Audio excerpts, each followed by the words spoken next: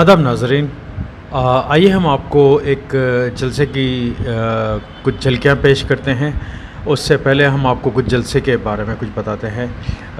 برصغیر دکن کو یہ اعزاز حاصل ہے کہ اردو ادب کے مایہ ناز شاعر و فلمی گیت کار مرحوم ساحر لدھیانوی کی یاد میں ساحر لدھیانوی کی صدی تقاریب کے ضمن میں آج بیاد ساحر لدھیانوی منایا جا رہا ہے۔ ہر نوجوان نسل کو یہ کوشش کرنی چاہیے کہ اسے جو دنیا اپنے بزرگوں سے ورثے میں ملی ہے وہ آئندہ نسلوں کو اس سے بہتر اور خوبصورت دنیا دے کر جائے۔ آج ہم ساحر کی یاد منا رہے ہیں۔ قابل مبارکباد ہے حیدرآباد جرنلسٹ فورم جنہوں نے ساحر لدھیانوی کو خراج عقیدت پیش کرتے ہوئے سیمینار و ادبی اجلاس و غزل کا پروگرام رکھا۔ بالخصوص سید علی حیدر رضوی صاحب اور عبدالحامد منان، جن کی کوششوں سے یہ ایک بہترین پروگرام حیدرآباد میں کافی عرصے کے بعد دیکھنے کو ملا۔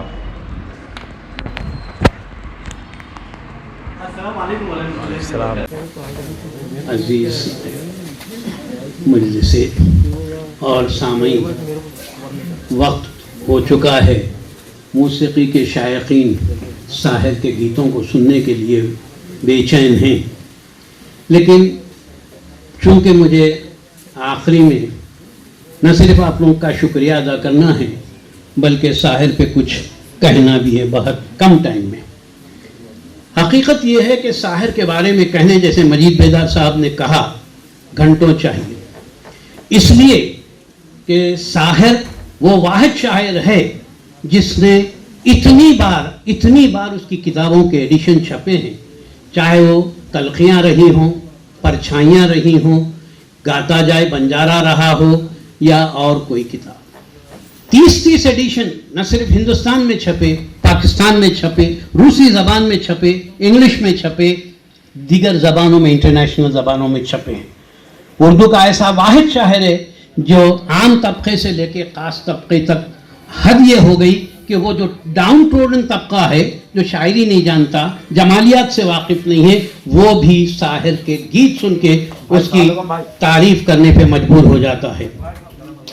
ساحر ایک انتہائی خوددار شاعر تھا، کبھی کسی کے آگے جھکا نہیں، کلام میں بھی وہی تاؤ ہے، مونچھ پہ تاؤ دے کے شعر کہتے تھے اور سننے والوں کے کانوں کو جو ہے موسیقی ریز کر دیتے تھے۔ زبان اتنی صاف ستھری نکھری ہوئی بہتی ہوئی زبان ہے ساحر کی، جس کو آپ سماعت کریں تو آپ اشش کرنے بیٹھے۔ وہ ایسا ہندوستانی واحد شاعر ہے جو اردو لکھا تو بالکل بہترین اردو، شوکت الفاظ ساحر کے پاس ملیں گے، اور ہندی ایسی لکھا کہ ایسا معلوم ہوتا کہ یہ سنسکرت کا شاعر ہے۔ ساحر کے جیسے بھجن فلم انڈسٹری میں کوئی نہیں لکھ سکا، اگرچہ کہ شکیل کا نام لیا جاتا ہے، لیکن ہم دونوں کا جو بھجن ہے وہ فلم انڈسٹری کا سب سے بہترین بھجن ہے۔ لیکن من تڑپت ہری درشن کو آج اس کو بھی بہت اہمیت حاصل ہے بھجنوں میں، لیکن جو موسیقی کا کمال ہے اس بھجن میں شاید وہ من تڑپت ہری درشن کو آج نہیں ہے۔ حالانکہ نوشاد موسیقار اعظم تھے، جبکہ دوسرے صف کے شاعر کہتے ہیں شاعر ایسے تھے، پیتے تھے، پلاتے تھے، ان کا ذاتی معاملہ ہے، اللہ تعالیٰ چاہے تو اس کو معاف کرتا ہے۔ ہم کو اس پہ انگشت دبائی کی ضرورت نہیں۔ تو میں یہ بتا رہا تھا کہ شاعری میں خون پھر خون ہے، ٹپکے گا تو جم جائے گا، خون پھر خون ہے، ٹپکے گا تو جم جائے گا، اور انقلاب وہ ہے جو انسانوں کی دستگیری کرے۔ یہ جو ہے یہ باتیں کہنے والے شاعر کو ہم فلمی شاعر کہہ کر نظر انداز کر دیں یا اس کے نغموں پر دوں؟ اس قوم کو زوال آمادہ قوم کہا جاتا ہے جو عیش پرستی اور آسانی کی طرف جاتی ہے۔ آپ دیکھیں اتنا بڑا شاعر شکیل بدایونی نے غزل لکھی، اور غزل میں لکھا ایک شہنشاہ نے بنوا کے حسین تاج محل ہم غریبوں کو محبت کی نشانی دی ہے، اس کو برداشت نہیں کر سکے، शायर ने लिखा, एक शहंशाह ने बनवा के हसीन ताज महल हम गरीबों की। क्या शेर है, क्या उठान है। और उसमें एक इनकलाबी नारा भी है कि कैसा मालदार तबका मनमानी कर रहा है और गुर्बत अपनी जगह बराबर कायम और दायम है। मुझे 5 मिनट दिए गए हैं। मैंने कहा ना, अगर शायर पर कहूँ वही किया गया, जबकि राजा मेहदी अली खां पसंदीदा शायर रहे थी। रफ़ी और लता अभी फिल्मों से मुतारिफ नहीं हुए थे। फिल्म रतन के गाने बहुत अरसे तक मकबूल व मशहूर रहे। शायद आपने सुना हो, ओ जाने वाले बालम बुआ लौट के आ, लौट के आ। इस फिल्म की बाज़ धुनों को नौशाद अजीज़ खैसी थे। बाद में जब उनकी शायरी से तहरीक वालों को इख्तिलाफ हुआ तो उनको तहरीक से निकाल दिया गया। उन्होंने जदीद दबिस्तान से वाबस्तगी इख्तियार की। वैसे तहरीक से निकाले जाने का उन्हें मलाल था। उन्होंने एक नज़्म में इसका इजहार किया, आज एक बज़्म से मैं लुट के चला आया हूँ। पढ़ते जाएं, परतें हटती जाती है और खाली के हाथ कैफ व मानी के बेशुमार जुगनू हाथ लगते हैं। यह है शायर की शायरी का कमाल। जंग से मुतालिक शायर ने एक नज़्म लिखी है और ये साबित किया है कि एक अच्छे तख्लीक़कार का पहले अच्छा इंसान होना ज़रूरी है, क्योंकि जो इंसान अच्छा होता है उसकी ज़हनी, जज्बाती और फ़िक्री कुशादगी उसे कहीं किसी खाने में बंद होने नहीं देती। वो मज़हब, तहज़ीब, रस्म व रिवाज, रंग व नस्ल की बुनियाद पर इंसानों में तफरीक पैदा नहीं करता, बल्कि मजहबी अलहदगी के बावजूद इंसानियत की बुनियाद पर तमाम इंसानों को मुत्तहिद देखना चाहता है। तामीर ज़ख्म उठाती है, खेत अपने जले के औरों के ज़ीस्त पाखों से तलमलाती है। टैंक आगे बढ़े के पीछे हटें, कोख दर्दी की बांझ होती है। फतह का जश्न हो के हार का शौक, जिंदगी मैयतों पे रोती है। जंग तो खुद ही एक मसला है, जंग क्या मसलों का हल देगी। आग और खून आज बख्शेगी, भूख और एहतियाज कल देगी। इसलिए ऐ शरीफ इंसानों, जंग टलती रहे तो बेहतर है। आप और हम सभी के आंगन में शम्मा जलती रहे तो बेहतर है।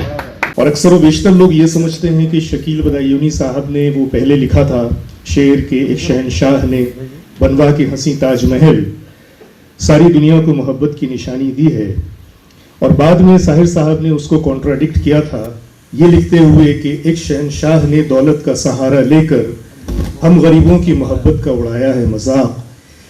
तो ये गलतफहमी मैं दूर कर दूं कि साहिर साहब ने उस गज़ल को, उस नज़्म को पहले लिखा था और उसके काफ़ी अरसे के बाद शकील बदायूनी ने उसको एक बदली हुई शक्ल में डाला था।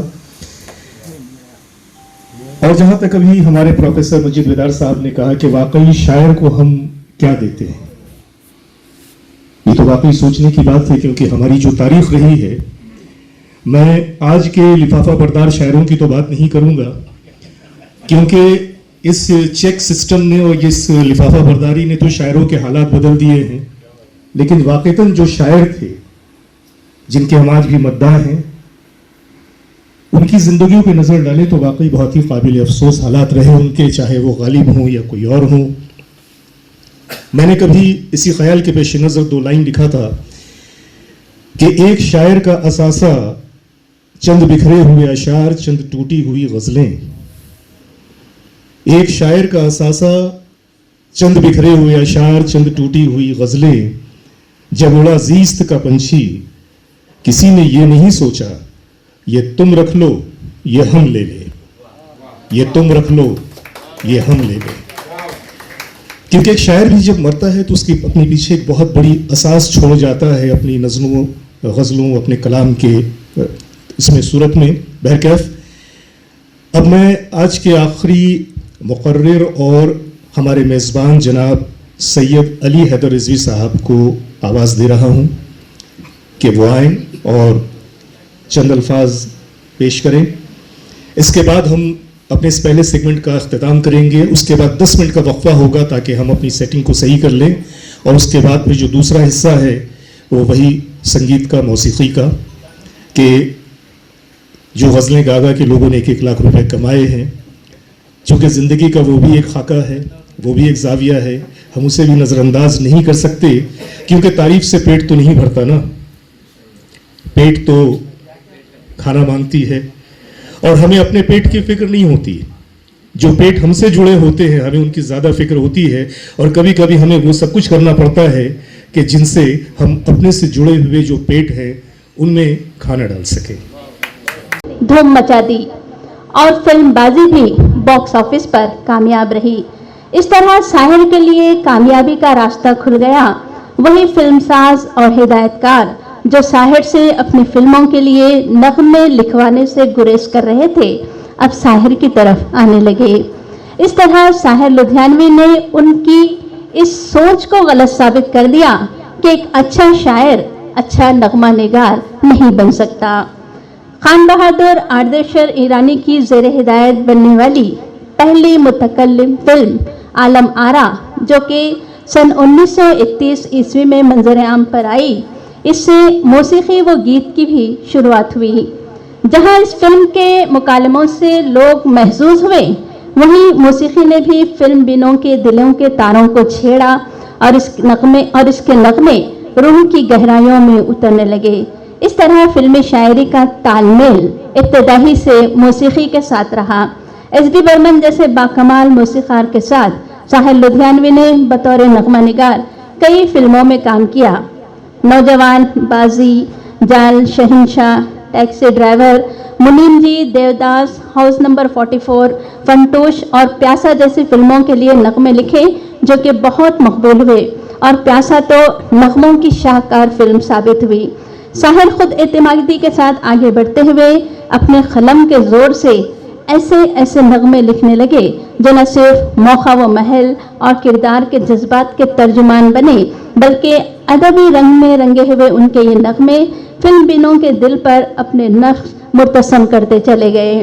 मौसीकार एस डी बर्मन के बाद साहिर ने ओ.पी. नैयर, कयाम, रोशन, जयदेव, रवि, लक्ष्मीकांत प्यारेलाल, आर.डी. बर्मन, सपन चक्रवर्ती और हृदयनाथ मंगेशकर जैसे मौसीकारों के साथ मिलकर रेलवे प्लेटफॉर्म, मिलाप, चंद्रकांता, नया दौर, तुमसा नहीं देखा, सोने की चिड़िया, फिर सुबह होगी, धूल का फूल, बरसात की रात, हम दोनों, गुमराह, मुझे जीने दो, दिल ही, इसमें उन्होंने मेहनत कश तबके की ज़ुबानी सरमायादारों पर चोट की है।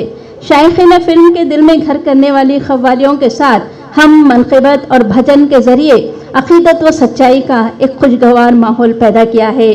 साहिर ने अपनी शेरी तख्लीक़ात को फिल्मों में बतौर नगमा शामिल किया।